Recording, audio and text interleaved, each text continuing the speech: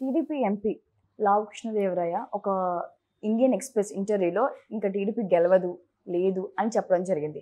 ఎందుకలా మాట్లాడుంటారు? ఇంకా ఇంటర్వ్యూలో ఏమేమి మాట్లాడారు మీ మాటల్లో? ఇదొక షాకింగ్ న్యూస్ అని చెప్పాలి. ఎందుకంటే లావు కృష్ణదేవరాయలు నరసరావుపేట నుంచి ఎంపీగా కంటెస్ట్ చేస్తున్నాడు. మనకు తెలుసు ఆయన గతంలో వైసీపీ నుంచి అదే నరసరావుపేట నుంచి ఎంపీగా గెలిచారు. వాళ్ళ కుటుంబం బాగా ఎడ్యుకేటెడ్ ఫ్యామిలీ. వాళ్ళకి ఎప్పటినుంచో లావు రత్తయ్య ఆయన విజ్ఞాన యూనివర్సిటీ ఉంది. ఇప్పటికి కూడా ఆ ఏరియాలో చాలా పాపులర్ అది. అంతకుముందు కూడా ఆయన సుప్రభాతం పత్రిక కూడా పెట్టారు. సో ఆయన ఒక విద్యావేత్తగా కూడా ఎంతో కాంట్రిబ్యూషన్ రత్తయ్య గారిది ఉందన్నమాట ఆ ఏరియాలో. ఇటీవలనే ఆయన బయోగ్రఫీ కూడా బయటకు వచ్చింది. సో ఈ కాంటెక్స్ట్లో ఇతను కూడా విదేశాల్లో చదువుకున్న వ్యక్తి, very highly educated, very balanced mind set ఉన్న అబ్బాయి.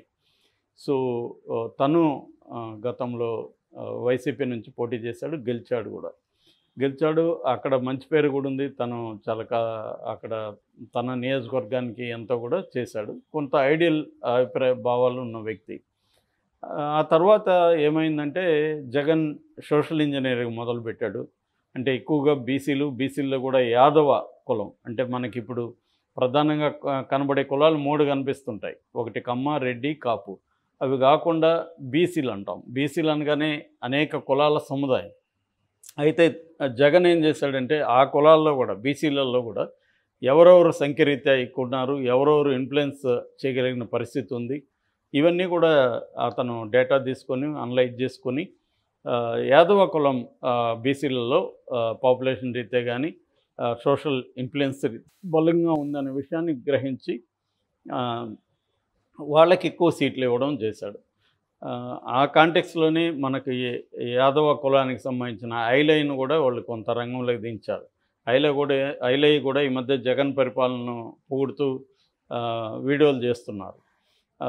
ఆయన కూడా ఆ కులానికి సంబంధించిన వాడు. అదే ఒక బలమైన ఇదన్నమాట. సో ఎవరో కూడా అన్నారు కనిపించని 4వ కులం యాదవ అని. సో కాబట్టి నరసరావుపేటలో కూడా ఆయన బీసీకి ఇద్దాం అనుకున్నాడు. అందుకని ఇతన్ని గుంటూరుకి రమ్మన్నాడు. నువ్వు గుంటూరుకి వచ్చేసి నేను అక్కడ బీసీని పెడతాను, గుంటూరులో నీకు ఎంపీ సీట్ ఇస్తాను. యాక్చువల్గా గుంటూరులో ఏంటంటే మొదటి నుంచి కూడా తెలుగుదేశానికి బలం ఎక్కువ ఎంపీ దీంట్లో. అంతకుముందు రాయపాటి కానీ, తర్వాత వచ్చిన మన గల్లా జయదేవ్ కానీ, గల్లా జయదేవ్ చాలా యాంటీ తెలుగుదేశం ట్రెండ్లో కూడా అతను గెలవగలిగాడు. సో ఈ కాంటెక్స్లో అక్కడికి వెళ్తే మనం గెలిచేది కష్టం. రెండోది మనకి అక్కడ మనం ఏమి చేయలేదు, ఇక్కడైనా అనేక పనులు చేసాం, కొన్ని పెండింగ్లో ఉన్నాయి. ఇంకా ఇక్కడైతే మనం ప్రజలకు చెప్పుకోవచ్చు, అంటే నేను ఇది చేశాను, ఇది చేస్తాను అని చెప్పుకోవడానికి నాకు నరసరావుపేటలో ఉంటుంది. అది కాకుండా గుంటూరు వెళ్తే నేను ఏమని అక్కడ ప్రజల్ని ఓటు అడగాలి అనేది కృష్ణదేవరాయలు అనుకున్నాడు.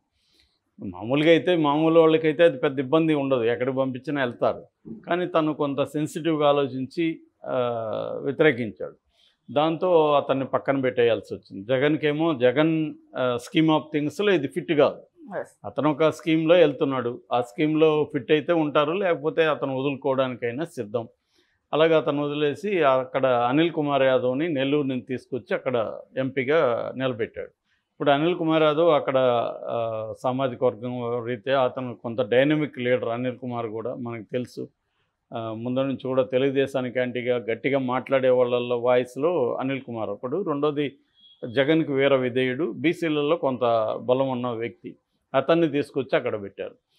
సో ఈ కాంటెక్స్ట్లో ఇతను ఇప్పుడు లావు కృష్ణదేవరాయలు ఇండియన్ ఎక్స్ప్రెస్కి ఒక ఇంటర్వ్యూ ఇచ్చాడు, వాళ్ళ టీవీ ఛానల్కి. ఆ ఇంటర్వ్యూలో అతను కొన్ని షాకింగ్ స్టేట్మెంట్లు ఇచ్చాడు. ఇది ఇప్పుడు కొంత ప్రకంపనలను క్రియేట్ చేస్తుంది. అందులో ఏంటంటే తెలుగుదేశం గెలవడం చాలా కష్టమే, చెమట ఓడ్చాల్సిన పరిస్థితి ఉంది అనేది చెప్పాడు. ఇది నిజానికి తెలుగుదేశం కాదు, వైసీపీకి కూడా ఇదే స్టేట్మెంట్ వర్తిస్తుంది. వైసీపీ కూడా చెమట ఓడ్చాల్సిందే. ఇద్దరు కూడా ఎవరు కూడా ఈజీగా గెలిచే పరిస్థితి లేదు. ఇదొక కూటమి, ఇక్కడ పార్టీ, ఈ రెండు కూడా ఓరహవర పోరే ఉంటుంది. ఎవరికి కూడా స్వీపింగ్ అయితే లేదు. సర్వేలు కూడా అందుకని మనకి ఏ రాష్ట్రంలో లేనంతగా సర్వేలు దాదాపు 30 సర్వేలు నేను చూస్తే దాదాపు 50-50 ఇటు అటు వెళ్ళిపోయినాయి. వీళ్ళేమో మెజారిటీ సర్వేలు మావే అంటారు, వాళ్ళేమో మెజారిటీ సర్వేలు మావే అంటారు. కానీ ఓవరాల్గా తీసుకున్నప్పుడు మాత్రం సగం చీలిపోయినాయి. సగమేమో తెలుగుదేశం కూటమి వస్తుందని, సగమేమో వైసీపీ వస్తుంది. అంటే పరిస్థితి ఏంటంటే దీన్ని కొన్ని వీళ్ళు మ్యానిపులేట్ చేసుకొని కూడా సర్వేలు చేస్తారు. కానీ ఓవరాల్గా మనకు తెలిసే సిచ్యువేషన్ ఏంటంటే టఫ్గా ఉంది. ఎవరికి క్లియర్గా మెజారిటీ వచ్చే పరిస్థితి లేదు. స్వీపింగ్ అయితే ఎవరికి లేదు. కష్టపడాలి. ఎవ్రీడే ఈజ్ కౌంటింగ్ అనమాట. అందువల్ల ప్రతి రోజుని చూసుకొని, ప్రతి అంశాన్ని చూసుకొని వెళ్ళాలి. అదే ఆయన చెప్పుండొచ్చు. కానీ దాన్ని ఇంటర్ప్రిట్ చేసేటప్పుడు ఏమవుతుంది, తెలుగుదేశం కూటమి ఓడిపోతుందని కృష్ణదేవరాయలు చెప్తున్నాడు అనేది వెళ్ళిపోతుంది. ఇప్పుడు వీళ్ళంతా వైరల్ చేస్తున్నారు. అట్లాగే ఆయన ఇంకొక షాకింగ్ స్టేట్మెంట్ కూడా ఇచ్చాడు. అదేంటంటే బీజేపీతో పొత్తు పెట్టుకోవడం వల్ల మాకేం ఉపయోగపడలేదని కూడా ఆయన చెప్పాడు. బీజేపీతో పొత్తు వేస్ట్ అన్నట్టుగా కూడా మాట్లాడాడు. ఈ 2 అంశాలు ఇప్పుడు షాకింగ్గా ఉన్నాయి. ఎందుకంటే ఇందాక కూడా మనం వేరే వీడియోలో రఘురామకృష్ణరాజు గురించి మాట్లాడుతూ కూడా నేను చెప్పాను. రఘురామ కూడా ఇదే అభిప్రాయాన్ని వ్యక్తం చేశాడు. బీజేపీతో పొత్తు వల్ల మాకేం ఒరగలేదన్న అభిప్రాయాన్ని ఆయన ఇండైరెక్ట్గా, అంటే ఆయన్ని ఎలా అడిగారు, బీజేపీతో పొత్తు వల్ల కూటమికి లాభం కలిగిందా అంటే నో కామెంట్ అన్నాడు. అంటే అర్థమేమి, ఉందంటే ఉందనేవాడు కదా. నో కామెంట్ అంటే అర్థం లేదు, కానీ నేను చెప్పదలుచుకోలేదు అని కదా అర్థం. సో ఇది చెప్పకనే చెప్పినట్టు అనమాట. సో ఈయనేమో డైరెక్ట్గా చెప్పేశాడు కృష్ణదేవరాయలు. ఆయనేమో కొంత లౌక్యుడు కాబట్టి రఘురామకృష్ణరాజు రాజకీయ నాయకుడు. ఈయన టిపికల్ రాజకీయ నాయకుడిలాగా ఉండడు. ఎవరు, ఈ కృష్ణదేవరాయలు. ఆయన విద్యావేత్తలాగానే మాట్లాడుతూ ఉంటాడు. సో అంటే న్యూ జనరేషన్ పొలిటీషియన్, ఇతనేమో old generation politician Raghurama. So అందుకని ఆయన ఓపెన్గానే ఏమన్నా అంటే మాకు బీజేపీతో పొత్తు పెట్టుకోవడం ఉపయోగం లేదన్నారు. నిజానికి బీజేపీతో పొత్తు ఎందుకు పెట్టుకున్నారు అనేది చూసినప్పుడు ఎవరికి కూడా అర్థం కావట్లే ఎందుకు పొత్తు పెట్టుకున్నాను తెలుగుదేశం వాళ్ళకి కూడా. ఎందుకంటే బీజేపీకి 0.8% ఓట్ల షేరు 2019లో వచ్చింది. అంటే 100 కంటే తక్కువ వచ్చాయి. ఇప్పుడేం పెరిగే అవకాశం లేదు, ఇంకా తగ్గితే తగ్గుండాలి. బీజేపీ మీద ఎవరికేమో అక్కడ ఇంట్రెస్ట్ లేదు.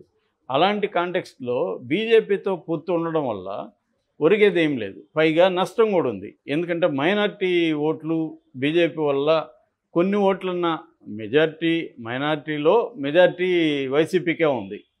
మైనార్టీ వర్గాల్లో మెజార్టీ అంటే 78% వైసీపీ ఉన్నారు. కనీసం ఒక 20-25% తెలుగుదేశం వైపు వచ్చేవాళ్ళు కూడా బీజేపీని చూసి వెనక్కిపోయే అవకాశాలు క్లియర్గా కనబడుతున్నాయి. ముఖ్యంగా గ్రేటర్ రాయలసీమ అంటే నెల్లూరు ప్లస్ చిత్తూరు, కడప, అనంతపురం, కర్నూలు, ఈ 5 జిల్లాల్లో నష్టం ఎక్కువ జరిగే అవకాశం ఉందన్నమాట. సో ఈ కాంటెక్స్ట్లో బీజేపీతో ఎందుకు చంద్రబాబు పొత్తు పెట్టుకున్నాడు అనేది అందరికీ ఒక కన్ఫ్యూజన్. కానీ మనం పరిశీలిస్తే బీజేపీతో పొత్తు పెట్టుకోవడానికి 2 కారణాలు ఉన్నాయి చంద్రబాబు. ఒకటేమో పోల్ మేనేజ్మెంట్. జగన్ని ఢీకొనాలంటే మనకి సెంట్రల్ లెవెల్లో మనకి సపోర్ట్ లేకపోతే ఇద్దరిని ఏకకాలంలో, అంటే సెంటర్ని ఇటు జగన్ని ఢీకొనడం కష్టమవుతుంది. పోల్ మేనేజ్మెంట్ మనకు కష్టమవుతుంది. యంత్రాంగం అంతా మనకి యాంటీగా ఉంటే విజయ అవకాశాలు దెబ్బతింటాయి అనేది చంద్రబాబు తన అనుభవం ఆయనకి ఉంది కాబట్టి ఆయన ఆలోచించాడు. అది కరెక్ట్, ఆయన ఆలోచన తప్పేం లేదు. అట్లాగే రెండవ అంశం, రేపొద్దున నేను అధికారంలోకి వచ్చినా నేను రాకపోయినా నన్ను జైలుకు పంపించే అవకాశం ఉంది జగన్ బీజేపీ ఒకటైతే. ఎందుకంటే బీజేపీ తనకు యాంటీగా ఉన్న వాళ్ళందరినీ, వాళ్ళు ఎంత పెద్దవాళ్ళైనా జైలుకు పంపిస్తుంది. మనం చూస్తున్నాం, కేసులు పెట్టి విరికిస్తుంది. కేజ్రీవాల్ రీసెంట్గా, తర్వాత ఆయన జార్ఖండ్ ముఖ్యమంత్రి హేమంత్ సోరెన్, వీళ్ళిద్దరు ముఖ్యమంత్రులుగా ఉన్నప్పుడే అరెస్ట్ చేసింది. రేపు చంద్రబాబు మీద ఆల్రెడీ 20 కేసులు పైన ఉన్నాయి. జగన్ పెట్టినవే 6-7 ఉన్నాయి. ఈ స్కామ్లే 6-7 ఉన్నాయి. సో ఏదో ఒక రకంగా ఇరికించవచ్చు. సో ఈ 2 కారణాలతో చంద్రబాబు పొత్తు పెట్టుకున్నాడు. కానీ బీజేపీ చంద్రబాబు ఎందుకు పొత్తు పెట్టుకుంటున్నాడో బీజేపీకి కూడా అర్థమవుతుందిగా. వీళ్ళకంటే వాళ్ళు ప్రపంచ ముదురులు అని చెప్పచ్చు, దేశ ముదురులు కూడా కాదు. సో వాళ్ళకి తెలీదా చంద్రబాబు ఎందుకు పొత్తు పెట్టుకుంటున్నాడు? సో చంద్రబాబు డిపెండబుల్ ఫ్రెండ్ కాదనేది బీజేపీకి ఉన్న అండర్స్టాండింగ్. అందుకనే ఆ మధ్య కూడా అమిత్ షా అప్పుడు వెళ్ళిపోయాడు, మళ్ళీ అతనికి తెలిసి వచ్చింది, అందుకని మళ్ళీ మాతో చేరాడు, మేము కూడా ఓకే అన్నాము, మాకు ఎవరు కూడా అంటరాని వాళ్ళు కాదు అనేది చెప్పాడు. అంటే చాలా క్యాజువల్గా మాకేం ఇంట్రెస్ట్ లేదు, అతను అయిపోయాడు, అతను అయి వచ్చాడు కాబట్టి ఓకే అన్నాం అన్నట్టుగా మాట్లాడాడు. ఎస్. అట్లాగే మొన్న మోడీ వచ్చినప్పుడు కూడా జగన్ ఒక మాట అనలేదు.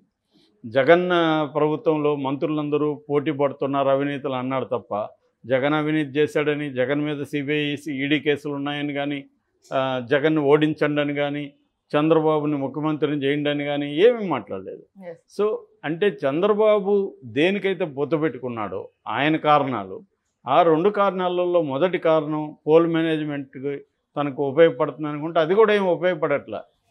సిఎస్ని ఇప్పటివరకు సస్పెండ్ చేయలేదు, డీజీపీని చేయలేదు. వీళ్ళు పురంధరేశ్వరి 23 మందిని ఇస్తే అందులో 9 మందిని, అది కూడా ఎస్పీ స్థాయి కలెక్టర్ స్థాయిలను చేశారు.